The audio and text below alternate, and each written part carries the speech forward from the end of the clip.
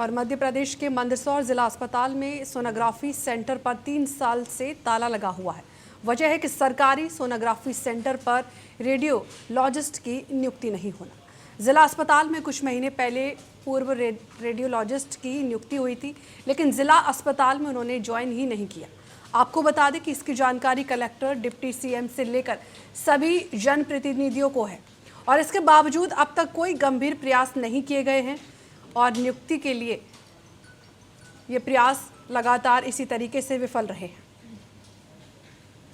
देखिए, sonography centre को लेकर के बहुत समय से हम लोग लड़ाई लड़ रहे हैं।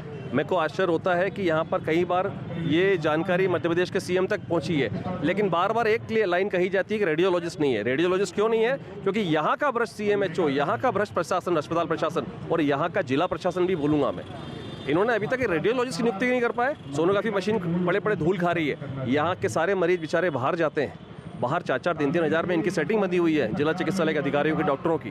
वो बाहर की सोनोग्राफी लिखते हैं, अंदर क्यों नहीं चालू करना चाह रहे, ये तो आप और हम सब जानते हैं, क्योंकि बाहर वाली सोनोग्राफी मशीनों से इनको अंदर कमीशन मिलता है। इसी वजह से सोनोग्राफी मशीन बंद है। लेकिन मेरा जहाँ तक सोचना है, हम लोगों ने कोशिश करी है कि यदि इस बार और 1 माह के इंतजार में सोनोग्राफी मशीन चालू नहीं हुई तो फिर हम अपने स्तर पर काम करेंगे। और इसी खबर पर ज्यादा जानकारी के साथ प्रकाश हमारे साथ फोन लाइन पर जुड़ चुके हैं। प्रकाश, ये पूरा मामला क्या है? जी, मैं आपको बताना चाहता हूँ कि मंदसौर शासकीय जिला चिकित्सालय है और चिकित्सालय में कई मरीज आते हैं इलाज करने के लिए और डॉक्टर लोग उनको सोनोग्राफी करवाने के लिए लिखते हैं और प्रतिदिन 25 से 30 सोनोग्राफी होती है और एक सोनोग्राफी के लिए अगर बाहर करवाते हैं तो 1000 से 2000 तक सोनोग्राफी के रुपए लगते हैं। तो यहाँ पर मंदसौर जिला चिकित्सालय में सोनोग्राफी की मशीन तो है, लेकिन रेडियोलॉजिस्ट डॉक्टर नहीं है। उस वजह से 3 वर्षों से यहाँ काफी परेशानी को मरीजों को झेलना पड़ रही है। लगभग कम से कम 1000 से 2000 मरीजों के जेब पे परेशानी पड़ रही है इस तरह। जी, और मशीन ना चलने की मुख्य वजह क्या सामने आई? ये हमारे डॉक्टर CMHO चौहान से बात हुई तो उन्होंने फोन पे बताया कि रेडियोलॉजिस्ट डॉक्टर नहीं है, उस वजह से मशीन ऑपरेट नहीं की जा रही है और जो रूम है वो भी खाली पड़ा। जी, और इस पर अस्पताल प्रशासन क्या कुछ कह रहा है?